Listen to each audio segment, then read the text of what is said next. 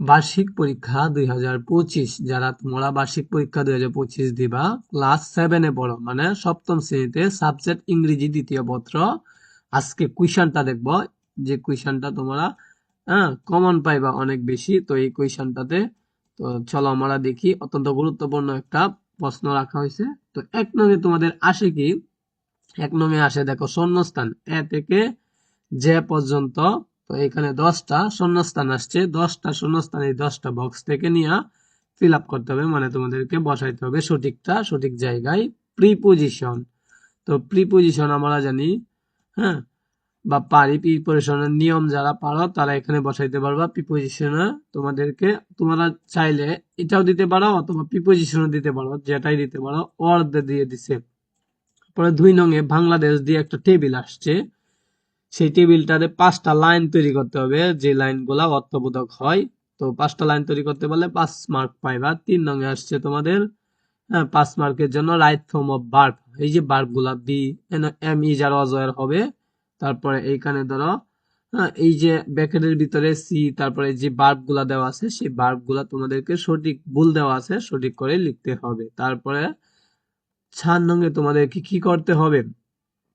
Sentence গুলাকে changing করতে হবে, মানে নারেশন আকারে তোমাদেরকে সেন্টেন্স গুলা চেঞ্জ করে লিখতে হবে, সঠিক করে লিখতে হবে, ডিরেক্ট থেকে ইনডিরেক্ট করতে হবে। এরপরে 5 নঙে আসছে তোমাদের, এই যে দেখো এ দিয়ে একটা সেন্টেন্স দিছে, এই সেন্টেন্সটাকে এক্সক্লামেটরি করতে হবে, পুরো সেন্টেন্সটাকে এক্সক্লামেটরি করতে হবে। এরপরে সেন্টেন্সটাকে ইন্টারোগেটিভ করতে হবে, বি নাম্বার সেন্টেন্সটাকে। সি নাম্বার সেন্টেন্সটাকে নেগেটিভ করতে হবে। দেখো এখানে হাবোধক বাক্য দেওয়া আছে, দা স্কাই ইজ ক্লিয়ার, এই যে বাক্যটা এটা তোমাদের নেগেটিভ করতে হবে। এর পরবর্তীতে ডি নাম্বার বাক্যটাকে তোমাদেরকে পজিটিভ করতে হবে। ই নাম্বার বাক্যটিকে তোমাদেরকে কি করতে হবে? অ্যাফার্মেটিভ করতে হবে।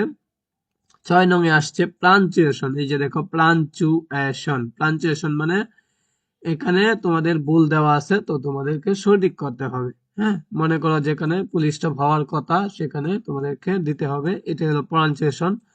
তো এই যে দেখো আই এগ্রি, আই এখানে বড় হাতের হবে, এভাবে তোমরা চেঞ্জ করতে হবে। এরপর 7 নঙে রাইটিং পার্টের জন্য লিখিত অংশের জন্য তোমাদের 20 মার্ক আছে, আর গ্রামারের জন্য আসে 30 মার্ক, টোটাল 50 মার্কের পরীক্ষা হয়ে থাকে।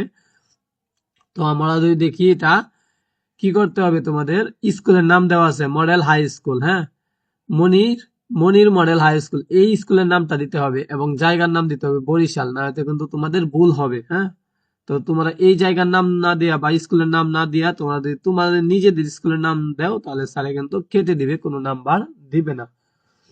তো এখানে তোমাদেরকে কি বলা হয়েছে?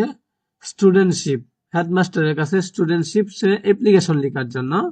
এরপরে 8 নঙে আসছে তোমাদের একটা কি আসছে, সেটা হলো কম্পোজিশন। কম্পোজিশনের মার্ক কত? 12 মার্ক। তো 12 মার্কের জন্য তোমাদেরকে 250 শব্দে কি করতে হবে? কম্পোজিশন লিখতে হবে এবং এই 5টা প্রশ্নের উত্তর দিতে হবে। যদি কম্পোজিশন না পারো 5টা প্রশ্নের উত্তর দিতে পারলেও হবে। তো আশা করি তোমাদেরকে বুঝাইতে পারছি ইংরেজি দ্বিতীয় পত্র প্রশ্নটা। এভাবে প্রত্যেক পরীক্ষার প্রশ্ন এবং সাজেশন পেতে চ্যানেলটা সাবস্ক্রাইব দিয়ে রাখো। ধন্যবাদ।